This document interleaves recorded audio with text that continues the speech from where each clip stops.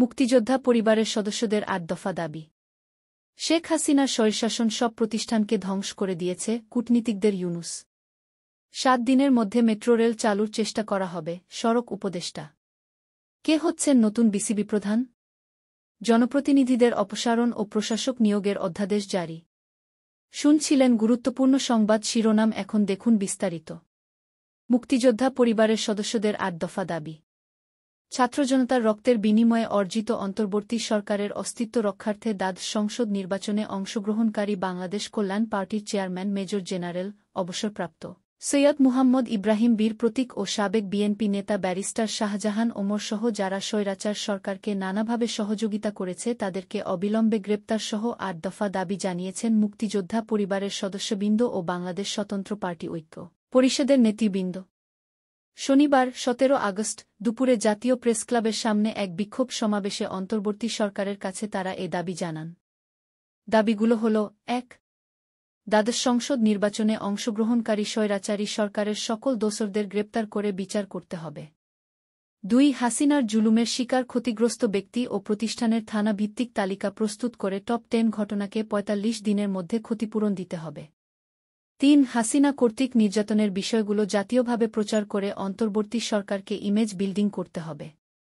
৪. স্বতন্ত্র প্রার্থীদের নির্বাচনের পূর্বে ১% ভোটারদের সমর্থন নেওয়ার যে বিধান রয়েছে তা বাতিল করতে হবে। ৫. ভাষানটেক পুনর্বাসন প্রকল্প ও কলমিলতা বাজারের বিষয়ে শহীদ মুক্তিযোদ্ধা পরিবারের দীর্ঘদিনের ঝুলিয়ে রাখা দাবির বিষয়টির উপর পদক্ষেপ নিয়ে দ্রুত সমাধান করতে হবে। ৬. সরকারি টাকা ছাড়াই সাধারণ বস্তিবাসী ও নিম্নবিত্ত মানুষের জীবনমান উন্নয়নের জন্য এনএসপিডিএল-এর গৃহীত পুনর্বাসন প্রকল্পসহ কমপক্ষে ১০০টি প্রকল্প জরুরি ভিত্তিতে চালু করার করতে হবে।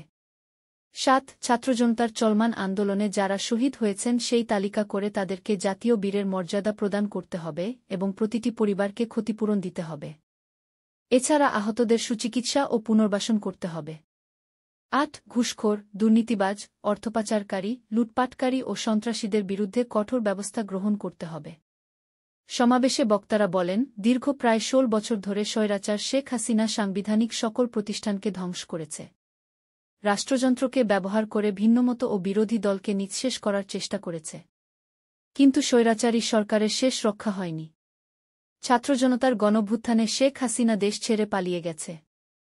এবার তাদের বিচারের মুখোমুখি করতে হবে। শেখ হাসিনার স্বৈরশাসন সব প্রতিষ্ঠানকে ধ্বংস করে দিয়েছে কূটনীতিকদের ইউনূস। শেখ হাসিনার স্বৈরশাসন দেশের সব প্রতিষ্ঠানকে ধ্বংস করে দিয়েছে বলে বিদেশি কূটনীতিকদের জানিয়েছেন অন্তর্বর্তী সরকারের প্রধান উপদেষ্টা মুহাম্মদ ইউনূস। একই সঙ্গে তিনি দেশ পরিচালনায় বিদেশি কূটনীতিকদের পুরোপুরি সমর্থন চেয়েছেন। রোববার ১৮ আগস্ট রাজধানীর ইন্টারকন্টিনেন্টাল হোটেলে ঢাকায় বিভিন্ন দেশ ও সংস্থার কূটনীতিকদের ব্রিফিং করেন ইউনূস। ব্রিফিংয়ে প্রধান উপদেষ্টা বিদেশি কূটনীতিকদের সামনে দেশের বর্তমান পরিস্থিতির নানা বিষয় তুলে ধরেন। পরে সাংবাদিকদের ব্রিফিংয়ে প্রধান উপদেষ্টার প্রেস সচিব শফিকুল আলম জানান, প্রধান উপদেষ্টা ব্রিফিংয়ে বিদেশি কূটনীতিকদের পুরোপুরি সমর্থন চেয়েছেন। ইউনূস কূটনীতিকদের বলেন, এই সরকারের লক্ষ্য স্বচ্ছ নির্বাচন করা। তবে এর আগে সব ক্ষেত্রে সংস্কার করতে চায় সরকার। প্রধান উপদেষ্টা বলেন, সরকার এখন দ্রুত আইনশৃঙ্খলা ফিরিয়ে আনতে চায়। এছাড়া জুলাই-আগস্ট মাসে আন্দোলনে নিহত হওয়ার ঘটনায় জাতিসংঘের তদন্তকে স্বাগত জানান তিনি। প্রধান উপদেষ্টা বলেন, তিনি চান এই ঘটনার নিরপেক্ষ তদন্ত হোক। তদন্তে জাতিসংঘকে বাংলাদেশ সরকার সহায়তা দেবে। ইউনূস বলেন, বাংলাদেশ যতগুলো আন্তর্জাতিক সংস্থার সঙ্গে চুক্তি করেছে তার সব বাস্তবায়ন করবে সরকার। মিয়ানমার থেকে জোরপূর্বক বাস্তুচ্যুত রোহিঙ্গা প্রত্যাবাসনেও তিনি কূটনীতিকদের সহায়তা চান। এর আগে গত ১২ আগস্ট ঢাকায় বিদেশি কূটনীতিকদের ব্রিফ করেন পররাষ্ট্র উপদেষ্টা তৌহিদ হোসেন। ৫ আগস্ট শেখ হাসিনার সরকারের পতনের পর ৮ আগস্ট অন্তর্বর্তী সরকারের প্রধান উপদেষ্টা হিসেবে দায়িত্ব নেন নোবেলজয়ী অর্থনীতিবিদ অধ্যাপক মুহাম্মদ ইউনূস। দায়িত্ব নেওয়ার পর ইউনূসের এটিই প্রথম কূটনৈতিক ব্রিফিং। ৭ দিনের মধ্যে মেট্রো রেল চালুর চেষ্টা করা হবে, সড়ক উপদেষ্টা। ৭ দিনের মধ্যে মেট্রো রেল চালুর চেষ্টা করা হবে, সড়ক উপদেষ্টা। ঢাকা, ৭ দিনের মধ্যেই মেট্রো রেল চালুর চেষ্টা করা হবে বলে জানিয়েছেন সড়ক পরিবহন ও সেতুসহ আরও ২ মন্ত্রণালয়ের উপদেষ্টা মুহাম্মদ ফাউজুল কবির খান। তিনি বলেন, স্টাফদের দাবি আছে। দ্রুততম সময়ে মেট্রো চালু করার সিদ্ধান্ত।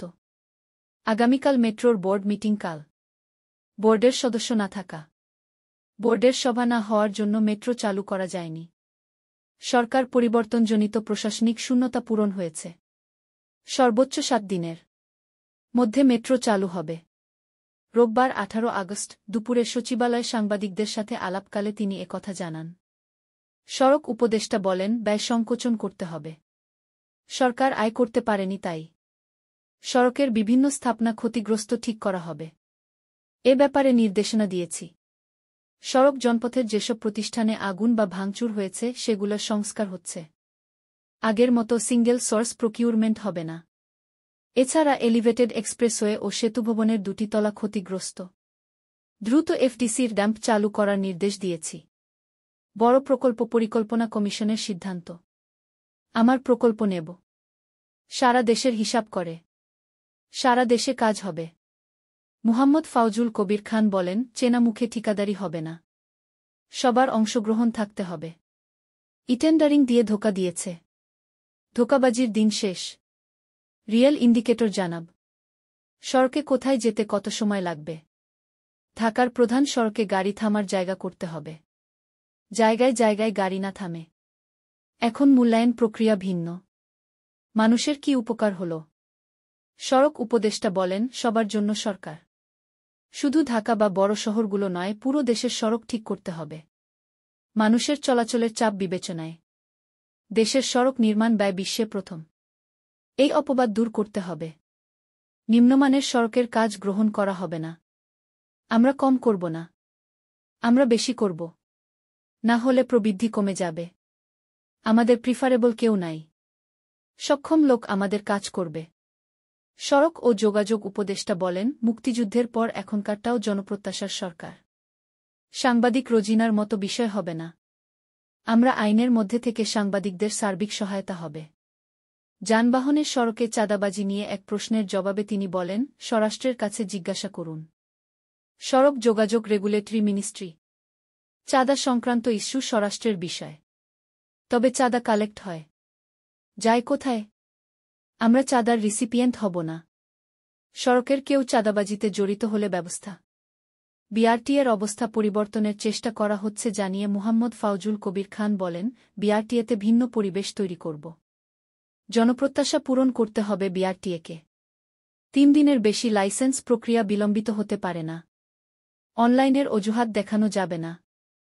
বাংলাদেশ ক্রিকেট কাউন্সিলের বিসিবি প্রধানের চেয়ার ছাড়ছেন নাজমুল হাসান পাপন। গত কয়েকদিন এমন গুঞ্জন শোনা গেলেও এখনও এ ব্যাপারে আনুষ্ঠানিক ঘোষণা দেননি পাপন।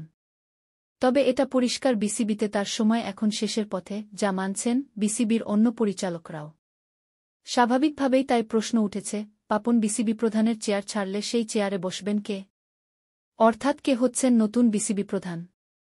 এ ব্যাপারে এখনই নিশ্চিত করে কিছু বলা যাচ্ছে না, এটি সত্যি। তবে এ তালিকায় রয়েছে বেশ কিছু নাম, যাদের যে কাউকে পরবর্তী বিসিবি প্রধান হিসেবে দেখা যেতে পারে। এ তালিকায় জোরালো গুঞ্জন, বিসিবি ও এসিসির সাবেক শীর্ষকর্তা সৈয়দ আশরাফুল হক হতে যাচ্ছেন বোর্ড প্রধান। অনেকে আবার জাতীয় দলের সাবেক প্রধান নির্বাচক ফারুক আহমেদকে দেখছেন বিসিবি প্রধানের ভূমিকায়। তবে এ দুজনের বাইরেও আছে বেশ কয়েকটি নাম।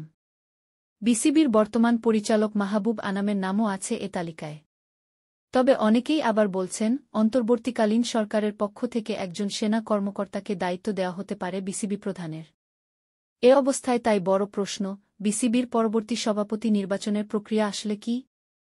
বিসিবির গঠনতন্ত্রই বা কি বলছে? এ ব্যাপারে অবশ্য বিসিবির গঠনতন্ত্র বলছে, বিসিবি পরিচালকদের মধ্য থেকেই সভাপতি মনোনীত করতে হবে। অর্থাৎ নতুন কেউ বাইরে থেকে সভাপতি হতে হলে তাকে আগে বিসিবির পরিচালক হতে হবে। এক্ষেত্রে নিয়ম হল, নতুন সভাপতি নিয়োগ দিতে হলে তাকে আগে পরিচালক পর্ষদের সদস্য হতে হবে। আর এই সদস্য হয়ে থাকেন ক্লাব কোটা, জেলা বিভাগীয় কোটা, জাতীয় দলের সাবেক অধিনায়ক কোটা, সার্ভিসেস ও ক্রীড়া পরিষদসহ বিভিন্ন ক্যাটাগরি মিলে 170 কাউন্সিলর। এর বাইরে থেকে কাউকে পরিচালক করে আনার কোনো বিধান নেই। বিশেষ পরিস্থিতিতে সিটি কর্পোরেশন, জেলা, উপজেলা, পৌরসভাসহ স্থানীয় সরকারের বিভিন্ন বিভাগের জনপ্রতিনিধিদের অপসারণ করা ও সেখানে প্রশাসক নিয়োগের ক্ষমতা সরকারের হাতে দিয়ে আইন সংশোধন করে আলাদা আলাদা অধ্যাদেশ জারি করেছে সরকার। রাষ্ট্রপতি মোহাম্মদ শাহাবুদ্দিন শনিবার রাতে এসব অধ্যাদেশ জারি করেন। এর আগের শনিবার স্থানীয় সরকার সিটি কর্পোরেশন সংশোধন অধ্যাদেশ ২০২৪, স্থানীয় সরকার পৌরসভা সংশোধন অধ্যাদেশ ২০২৪, জেলা পরিষদ সংশোধন অধ্যাদেশ ২০২৪ এবং উপজেলা পরিষদ সংশোধন অধ্যাদেশ ২০২৪ এর খসড়া অনুমোদন করে উপদেষ্টা পরিষদ। গত ৫ আগস্ট সরকার পতনের পর সিটি কর্পোরেশন, জেলা পরিষদ, উপজেলা পরিষদ ও পৌরসভায় আওয়ামী লীগ সমর্থিত চেয়ারম্যান, ভাইস চেয়ারম্যান, মেয়র, কাউন্সিলররা আত্মগোপন করেছেন। ফলে সেখানে নাগরিক সেবা পাওয়ার ক্ষেত্রে অচলাবস্থা তৈরি হয়েছে। এই পরিস্থিতি সামলাতে আইন সংশোধনের উদ্যোগ নেওয়া হয়।